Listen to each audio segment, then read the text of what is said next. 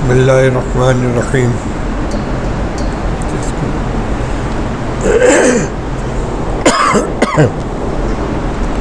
الحمدللہ رب العالمین والصلاة والسلام علی سید الانبیاء والمرسلین اور تیز کرو سیدنا و مولانا محمد وعلی آلہ و اصحابہ اجمعین۔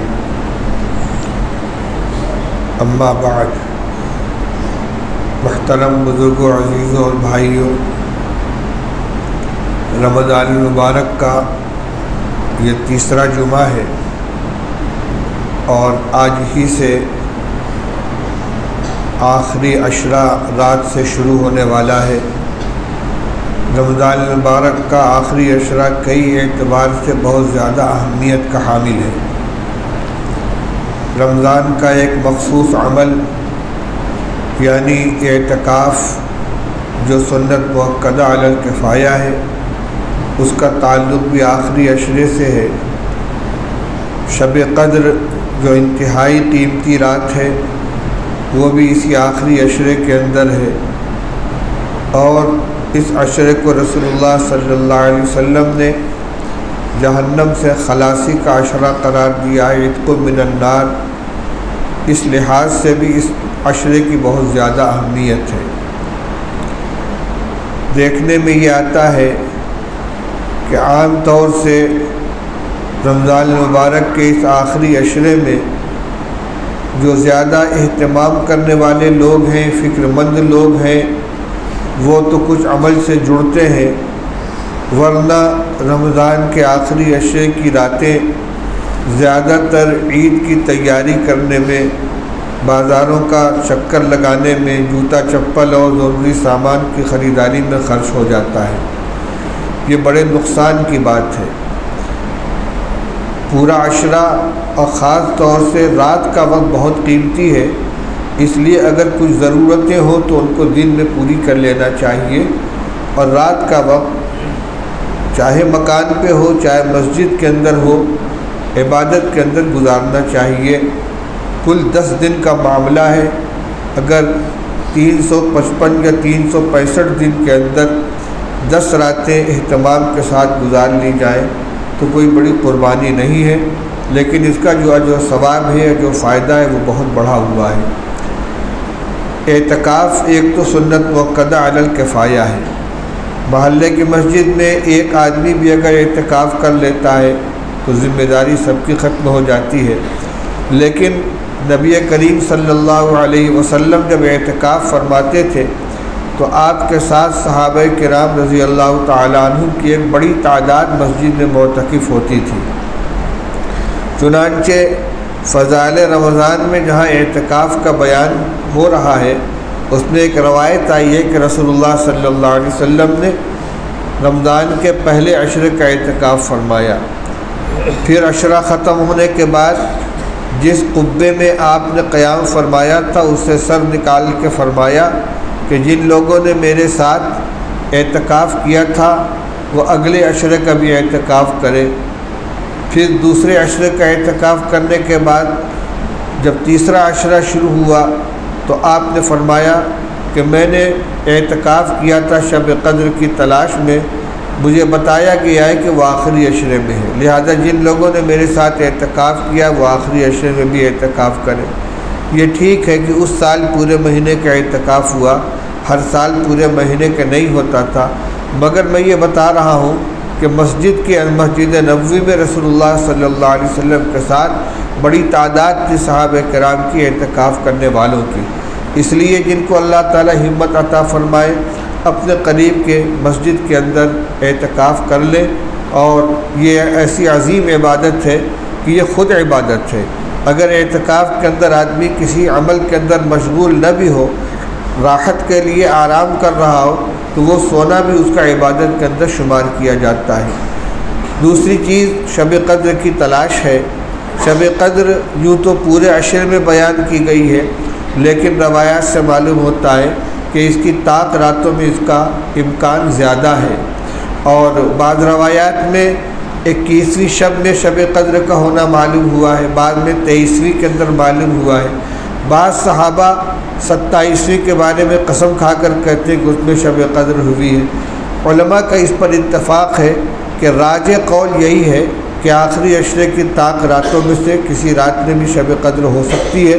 یہ چلتی پھرتی ہے، کسی سال کسی رات میں، کسی سال کسی رات میں، ویسے زیادہ احتمال 27ویں شب کا ہوتا ہے، لیکن صرف 25ویں اور 27ویں شب کا اہتمام کرنا اور باقی راتوں کو غفلت کے ساتھ گزار دینا یہ بڑی محرومی کی بات ہے، اس لیے اس پورے عشرے کا اہتمام کرنا چاہیے۔ ایک ضروری مسئلہ زکوٰۃ کا ہے جو عموماً پہلے بیان کیا جاتا تھا لیکن اس مرتبہ اس میں تاخیر ہوئی ہے۔ اسلام کے 4 فرائض میں نماز، روزہ اور اس کے بعد زکوٰۃ اور حج، زکوٰۃ بھی شامل ہے۔ ایک عبادت خالص بدنی ہے جس کو نماز کہتے ہیں، اور ایک عبادت خالص مالی ہے جس کو زکوٰۃ کہتے ہیں۔ روزہ بھی بدنی عبادت ہے لیکن اس میں کچھ کرنا نہیں ہے بلکہ چند اعمال سے رکنا ہے، اور حج ایسی عبادت ہے جس میں مال بھی خرچ کیا جاتا ہے، عمل بھی کیا جاتا ہے، اس کو مال اور عمل کی مشترک عبادت کہا جاتا ہے۔ یہ جو مہینہ چل رہا ہے اس میں یہ روزے کے لیے تو متعین ہے، زکوٰۃ کے لیے شرعاً یہ متعین نہیں ہے۔ زکوٰۃ کا مسئلہ یہ ہے کہ آدمی جب صاحب نصاب ہو جائے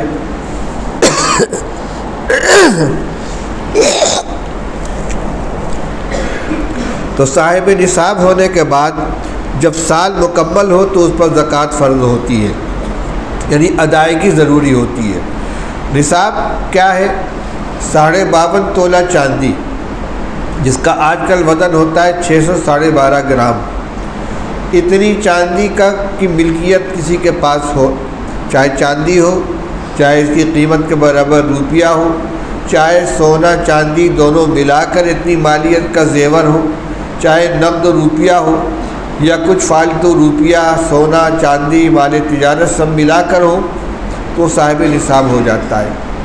کہنے کا مقصد یہ ہے کہ زکوٰۃ کو اللہ تعالیٰ نے جس اہتمام کے ساتھ قرآن پاک میں نماز کے ساتھ ہر موقع پر ذکر فرمایا ہے، اقیموا الصلاۃ وآتوا الزکاۃ، یقیمون الصلاۃ ویؤتون الزکاۃ، اس سے معلوم ہوتا ہے کہ زکوٰۃ بھی عام طور سے لوگوں پر فرض ہوتی ہے۔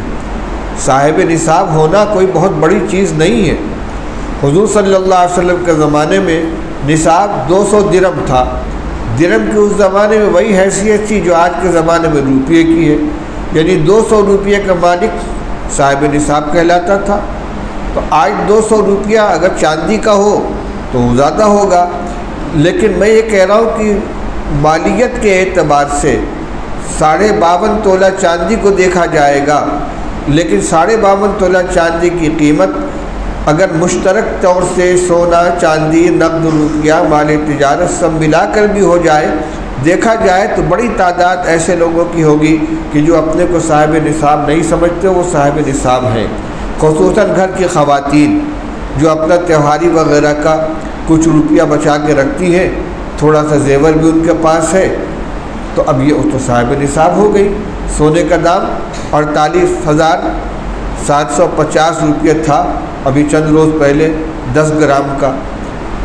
تو یہ جو وزن ہوتا ہے اس کے تھوڑا سا بھی سونا کسی کے پاس ہے اور کچھ نقد روپیہ ہے تو امید ہے کہ صاحب نصاب ہو جائے گا۔ صاحب نصاب ہو جانے کے بعد زکوٰۃ فرض ہو گئی۔ سال مکمل ہونے کے بعد جو رقم ہوگی اس کی زکوٰۃ ادا کرنی ہوگی۔ اس طرح ایک مرتبہ زکوٰۃ ادا کر لینے کے بعد ہر سال جب وہ وقت آئے گا تو اس وقت زکوٰۃ نکالنا ضروری ہوگا۔ اگرچہ شرعاً صاحب نصاب ہونے پر زکوٰۃ فرض ہوتی ہے، رمضان کا مہینہ اس کے لیے متعین نہیں ہے، لیکن عام طور سے مسلمان رمضان یا رمضان کے پہلے زکوٰۃ کا حساب کرتے ہیں، اس لیے عملاً بھی زکوٰۃ جو ہے یہ رمضان سے متعلق ہو گئی ہے۔ اور غالباً یہ بھی مقصد ہوتا ہوگا کہ رمضان میں خرچ کرنے کا ثواب زیادہ ہوتا ہے، تو اس مہینے کے اندر جو زکوٰۃ ادا کی جائے گی اس کا ثواب زیادہ ملے گا۔ ٹھیک ہے، اس میں کوئی حرج کی بات نہیں ہے کہ رمضان کے حساب کیا جائے۔ ایک مسئلہ بعض لوگ پوچھتے ہیں کہ درمیان سال میں اگر کسی کی شادی ہوئی اور بہو اپنے میکے سے زیور لے کر آئی، اب جب سال مکمل ہو رہا ہے، گھر پہ حساب کیا جاتا ہے رمضان میں، تو اس کا سال مکمل نہیں ہو رہا ہے رمضان میں، مثال کے طور پر بقرعید کے چاند میں شادی ہوئی ہے اور گھر والوں کی کا نصاب پورا سال پورا ہو رہا ہے رمضان کے اندر، اس کا سال پورا ہوگا بقرعید میں، تو اس کی زکوٰۃ کیسے نکلے گی؟ تو مسئلہ سیدھا ہے، یا تو ہمیشہ اس کا حساب الگ رکھیں کہ ہر سال اس کی بقرعید پر جب سال پورا ہو زکوٰۃ نکالیں، اور یا ایک مرتبہ کچھ پہلے نکال دیں رمضان المبارک کے اندر، جیسے سارے زیور کی زکوٰۃ نکالی جاتی ہے اس کی بھی اسی کے ساتھ شامل کر کے زکوٰۃ نکال دیں، اور اگلے سال سے رمضان نکلتی رہے گی، تھوڑی سی زائد زکوٰۃ ادا ہو جائے گی، لیکن اللہ کے راستے ہی میں خرچ ہو رہی ہے اور اسی کے اندر سہولت ہے۔ ایک ضروری مسئلہ یہ بیان کرنا ہے کہ زکوٰۃ کا اصل مسئلہ تو یہ ہے کہ ہر مال کا 40واں حصہ نکالا جائے، لہذا 40,000 روپیے میں سے 1,000 روپیہ، 40 تولہ چاندی میں سے 1 تولہ چاندی، 40 تولہ سونے میں سے 1 تولہ سونا۔ اسی طرح جو آدمی جس چیز کی تجارت کر رہا ہو، مال تجارت، اصل یہ ہے کہ اس مال کا 40واں حصہ نکالا جائے، لیکن ظاہر بات ہے کہ ہر مال تجارت فقراء کے لیے، مستحقین کے لیے مفید نہیں ہوتا۔ ساڑی نکال کے ان کو دے دیا، اب وہ ان کے کام میں آئے گی نہیں آئے گی، ان کو ضرورت پیسے کی ہے اور ان کو دی جائے گی ساڑی، وہ فروخت کریں گے کتنے میں بکے گی، نقصان ہوگا۔ اس لیے سب سے زیادہ کارآمد چیز آدمی کے لیے پیسہ ہوتا ہے، اس لیے پیسے کی شکل میں زکوٰۃ نکالی جاتی ہے، اور یہ بہتر شکل ہے۔ صدقہ فطر ہو یا زکوٰۃ ہو، نقد پیسے کی شکل میں نکالنے میں آدمی ہر ضرورت میں اپنی پوری کر سکتا ہے۔ میں جو بات بیان کرنا چاہتا ہوں وہ یہ ہے کہ بعض لوگ اپنے مال کا بالکل ردی حصہ، جو ڈیڈ اسٹاک ہے، جو بالکل فروخت نہیں ہو رہا ہے، جس کو ہم لوگ راحتیہ کہتے ہیں، اس کو جوڑ کر کم سے کم دام میں جوڑ کے اس کو زکوٰۃ میں نکال دیتے ہیں۔ یہ زکوٰۃ کی روح کے خلاف ہے۔ اللہ تعالیٰ ارشاد فرماتے ہیں انفقوا من طیبات ما رزقناکم ولا تیمموا الخبیث منہ تنفقون ولستم بآخذیہ الا ان تغمضوا فیہ۔ اے ایمان والو، اللہ کے راستے میں جو کچھ ہم نے تم کو دیا ہے اس میں سے اچھی چیزیں خرچ کیا کرو، اور ردی چیز کا ارادہ مت کرو خرچ کرنے کے لیے، کیونکہ اگر وہ تم کو ملے تو تم لینے کے لیے تیار نہیں ہوگے، الا یہ کہ چشم پوشی سے کام لو۔ مثال کے طور پر کسی کے یہاں ہمارا بقایا ہے اور وہ اٹھا کر ہم کو ڈیڈ اسٹاک دینے لگے کہ یہ ساڑی ہمارے پاس رکھی ہے، پیسہ تو نہیں، اس کو لے جائیے، کوئی لینے کے لیے تیار نہیں ہوگا۔ جیسے روزہ عبادت ہے، اچھا سے اچھا روزہ ہونا چاہیے، نماز عبادت ہے، اچھی سے اچھی نماز ادا کرنی چاہیے، بنانے کی کوشش کرنی چاہیے، سنت کے مطابق ہو، خشوع و خضوع کے ساتھ ہو، اچھی طرح طہارت کر کے نماز ادا کی جائے، روزے کو ان تمام چیزوں سے بچایا جائے جس سے روزہ خراب ہوتا ہے۔ حج کرنے آدمی جاتا ہے تو سیکھ کر جاتا ہے کہ جو روزے کے اندر جو جنایات ہیں جس سے حج خراب ہوتا ہے ان سے اپنے آپ کو بچایا جائے، تو بھئی زکوٰۃ بھی تو ایک عبادت ہے نا، عبادت بھی اچھی سے اچھی ہونی چاہیے، زکوٰۃ بھی اچھی سے اچھی ہونی چاہیے، اس لیے پاکیزہ مال خرچ کیا جائے۔ اور صحابہ رضی اللہ تعالیٰ عنہ کی زندگی تو ہمارے نمونہ ہے۔ قرآن پاک میں جو 4 پارے کے شروع میں اللہ تعالیٰ نے ارشاد فرمایا ہے لن تنالوا البر حتیٰ تنفقوا مما تحبون، کہ تم لوگ کامل نیکی کو پا نہیں سکتے جب تک کہ اپنی محبوب و پسندیدہ چیزوں کو خرچ نہ کرو۔ جب یہ آیت نازل ہوئی تھی تو ہر صحابی کو یہی فکر تھی کہ مجھے سب سے زیادہ پیاری کیا چیز ہے، سب سے زیادہ جو چیز پیاری تھی، محبوب تھی، اس کو خرچ کیا۔ کسی کو کوئی باندی بہت محبوب تھی، اس کو آزاد کر دیا۔ حضرت ابو طلحہ انصاری رضی اللہ تعالیٰ عنہ کا ایک باغ تھا مسجد نبوی کے بالکل متصل رسول اللہ صلی اللہ علیہ وسلم تشریف لے جاتے تھے، آرام فرماتے تھے، میٹھے پانی کو، اس میں ایک کنواں تھا باغ، اور اس کو باغ بیروحہ کہتے تھے، بہت پیارا تھا ان کو باغ، انہوں نے اس کو صدقہ کر دیا کہ اللہ نے کہا ہے پسندیدہ چیز خرچ کرو۔ حضرت ابو ذر رضی اللہ تعالیٰ کا واقعہ مشہور ہے کہ وہ شہر کے باہر ایک جگہ جا کر رہتے تھے، ایک آدمی ان کے پاس آیا کہ میں آپ کی خدمت میں رہنا چاہتا ہوں۔ فرمایا تم میرے پاس رہ نہیں پاؤ گے، کیا نہیں رہ جاؤں گا۔ فرمایا تو میری ایک شرط ہے کہ جب میں کوئی چیز خرچ کرنے کے لیے کہوں تو جو سب سے اچھی چیز ہو وہ خرچ کرنا۔ اس نے کہا ٹھیک ہے۔ چنانچہ کچھ دن کے بعد ایک آدمی آیا اور اس نے کہا کہ میں مسافر ہوں، میرے پاس سواری نہیں ہے، مجھے کوئی سواری دے دیجئے۔ تو انہوں نے دیکھا جو اونٹ تھے ان کے پاس، جو خادم تھے، انہوں نے دیکھا کہ اونٹ جتنے ہیں اس میں جو سب سے عمدہ قسم کا اونٹ تھا وہ پانی بھرنے کے کام آتا تھا، یعنی وہاں پانی کی دقت تھی، تو دور سے بڑے بڑے مشکیزوں میں پانی بھر کے اس پہ لاد کر لایا کرتے تھے، اس کو نازحہ کہتے ہیں۔ انہوں نے سوچا کہ اس کو تو سواری کے لیے اونٹنی چاہیے، اس سے کم درجے کی جو اونٹنی ہے وہ دے دو، وہ بھی سواری کے لیے اس کے لیے کارآمد ہوگی۔ چنانچہ دے دی، وہ لے کے چلا گیا۔ ابو ذر رضی اللہ عنہ تشریف لائے، فرمایا کوئی آیا تھا؟ کہا ایک مسافر آیا تھا، اس کو اونٹنی کی ضرورت تھی سواری کے لیے، میں نے دے دیا۔ کہ کون سی دی؟ کہ فلاں دی۔ کہ یہ کیوں نہیں دی؟ اس نے کہا حضرت وہ پانی بھرنے کے لیے آپ کو کی ضرورت کے لیے میں نے روک لیا تھا۔ فرمایا جانتے ہو میری ضرورت کا دن کون سا ہے؟ میری ضرورت کا دن وہ ہے جس دن نہ اولاد کام آئے گی نہ مال کام آئے گا، کوئی چیز نہیں ہوگی، وہ میری ضرورت کا دن ہے۔ تم میرے پاس رہ نہیں سکتے، تم شرط پوری نہیں کر سکتے، بھاگ جاؤ یہاں سے۔ خرچ نہ کرنے پر نکال دیا کہ سب سے عمدہ اونٹنی کیوں نہیں دی۔ اس لیے بھائی زکوٰۃ کے اندر یا صدقات کے اندر جو چیز ہم نکالیں تو اچھی چیز نکالیں۔ ایک چیز اور ہے کہ اگر کوئی چیز ہمارے کام کی نہیں ہے، ضائع کرنے سے بہتر یہ ہے کہ کسی غریب آدمی کو دے دیا جائے۔ میں اس کو منع نہیں کر رہا ہوں، کپڑا چھوٹا ہو گیا، پرانا ہو گیا، گھر میں مزدوری کام کرنے والی ہے، اس کو دے دیا، ہم خود نہیں پہنیں گے اور اس کو نہیں دیں گے تو ضائع کر دیں گے، تو ضائع کرنے سے بہتر کہ اس کو دے دیں۔ اسی طریقے سے گھر میں بچا ہوا کھانا ہے، مزدورین ہے، اس کو دے دیا، لیکن صرف اس پر اکتفا نہ کریں بلکہ اچھی چیزیں بھی خرچ کرنی چاہیے، کھانے پینے کے اندر بھی، پیسے میں بھی، کپڑے میں بھی، تاکہ ان آیات کے اوپر بھی عمل ہو سکے۔ یا الذین آمنوا انفقوا من طیبات ما رزقناکم، ہم ہی نے تم کو دیا ہے، اپنی دی ہوئی چیز اپنے راستے میں خرچ کرنے کے لیے ہم کہہ رہے ہیں، ہم نے جو تم کو دیا اس میں کی پاکیزہ چیزیں ہمارے راستے میں خرچ کیا کرو، یہ اللہ کا حکم ہے۔ اور فرمایا کہ ردی چیزوں کا ارادہ مت کیا کرو خرچ کرنے کے لیے، کیونکہ وہ تم کو ملے تو خود لینے کے لیے تیار نہیں ہوں گے۔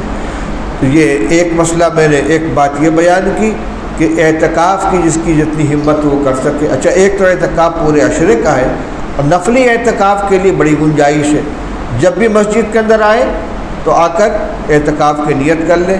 یہ اعتکاف ٹوٹتا نہیں ہے، یہ ختم ہو جاتا ہے۔ جیسے قرآن پاک کی تلاوت ہے، ایک آدمی ایک پارہ تلاوت کرنے کا ارادہ کر کے بیٹھا، آدھا پارہ پڑھ کے نشان لگا کے اٹھ جائے گا تو یہ نہیں کہیں گے تلاوت ٹوٹ گئی، بس اتنی کر لیا، وہاں تک کا ثواب ملے گا، آگے نہیں ملے گا۔ اسی طرح نفلی طواف یا تو یہ نیت کر لے کہ جب تک مسجد میں رہوں گا میں اعتکاف کے اندر ہوں، اور یا یہ کچھ وقت متعین کر لے، لیکن اگر اس وقت سے پہلے نکلنا پڑ جائے تو کوئی حرج کی بات نہیں، یہ نفلی اعتکاف ٹوٹے گا نہیں بلکہ اتنے پر ختم ہو جائے گا۔ تو ان ایام کے اندر بھی اور دیگر ایام کے اندر بھی جب مسجد میں آئے تو اعتکاف کی نیت کر لینی چاہیے۔ خاص طور سے راتوں میں، رمضان کی جو آخری عشرے کی راتیں ہیں، مسجد کے اندر گزارنے کی کوشش کریں، قرآن پاک کی تلاوت کریں، نفل نمازیں پڑھیں، صلاۃ التسبیح پڑھیں، آدھی رات کے بعد تہجد کی نماز ادا کریں اور دعاؤں کے اندر مشغول رہیں تاکہ شب قدر کی وصولی بھی ہو سکے اور اعتکاف کا ثواب بھی مل سکے۔ ایک آخری بات عرض کرنی ہے، رمضان میں آخری عشرے میں یہاں مسجد کے اندر ایک معمول ہے، عصر کی نماز کے بعد نماز کی سنتیں بیان کی جاتی ہیں، 52 سنتیں، قیام کی سنت، قرات کی سنت، رکوع کی سنتیں، سجدے کی، قومہ کی۔ نماز میں 52 سنتیں ہیں۔ نماز کامل اسی وقت ہوگی جب سنتوں کے اہتمام کے ساتھ نماز ادا کی جائے۔ یہ کئی سال سے معمول چل رہا ہے۔ میں تو اعتکاف میں چلا جاؤں گا بلوڑی، لیکن مولانا محمد قاسم صاحب یہیں اعتکاف کرتے ہیں اور وہ بیان کرتے ہیں۔ اس لیے میں تمام لوگوں سے، خاص طور سے یہاں کے جو مصلیان ہیں، ان سے گزارش کرتا ہوں کہ عصر کی نماز پڑھ کر 5 منٹ کے لیے رکے رہیں، اور یہ اہم کام ہے، اس کو سوچیں۔ بچپن سے نماز سیکھی ہوئی پڑھتے چلے جا رہے ہیں، لیکن نہ ہمارا قیام درست ہے، نہ ہماری تکبیر تحریمہ درست ہے، نہ ہمارا رکوع درست ہے، نہ سنت درست ہے۔ اچھا، سننے کے بعد بھی عمل کرتے وقت یاد نہیں رہتا۔ میں ایک مثال دیتا ہوں۔ تکبیر تحریمہ کے وقت عام طور سے لوگ ایسے ہاتھ اٹھاتے ہیں، دونوں ہتھیلی چہرے کی طرف ہوتی ہے، جبکہ ہر سال بتایا جاتا ہے کہ تکبیر تحریمہ کے وقت ہتھیلی کا رخ قبلہ کی طرف ہونا چاہیے، انگلیاں سیدھی ہونی چاہیے، بند نہ ہو، مٹھی بند نہ ہو، اور ان کے درمیان معمولی سا خلا ہو، کان کے پاس انگوٹھا لے آئیں اور اللہ اکبر کہتے ہوئے نیت باندھیں، 3 انگلیاں کلائی کے اوپر ہوں، چھوٹی انگلی اور انگوٹھے سے گٹے کو پکڑ لیں اور ناک کے نیچے رکھیں۔ اب دیکھیے کہ تکبیر تحریمہ کے وقت کی کتنی سنتیں ہیں۔ اہتمام سے سنیں گے، خیال کریں گے تو عمل ہوگا۔ کھڑے ہوں تو دونوں پیروں کا رخ قبلہ کی طرف ہو، دائیں بائیں مڑا ہوا نہ ہو، بلکہ قبلہ کی طرف پیر ہو۔ سیدھے کھڑے ہوں، دونوں پیر پر برابر بوجھ دیں، ایک پیر پر بوجھ دے کر دوسرے پیر کو کھڑا کر کے نہ کھڑے ہو۔ اسی طریقے سے رکوع میں جائیں تو پشت بالکل سیدھی ہو، سجدے میں جائیں تو انگلیوں کو ملا کر رکھیں۔ عام طور سے سجدے میں لوگوں کی انگلیاں کھلی ہوتی ہیں، سنت کے بالکل خلاف ہے۔ سجدے میں اہتمام کے ساتھ انگلیوں کو ملا کر رکھنا چاہیے۔ یہ میں نے صرف چند نمونے پیش کیے ہیں، پوری نماز کی سنت بیان کی جاتی ہے، اس لیے اہتمام سے عصر کی نماز یہاں ادا کریں، اور نماز کے بعد جب بیان کیا جائے تو اس کو توجہ سے سنیں، اور پھر جب اس پر عمل کا وقت آئے تو دھیان کریں کہ اس کی کیا سنت بتلائی گئی تھی، اس کے مطابق عمل کرنے کی کوشش کریں۔ اللہ تعالیٰ ہم سب کو عمل کرنے کی توفیق عطا فرمائے۔ وآخر دعوانا الحمد للہ رب العالمین۔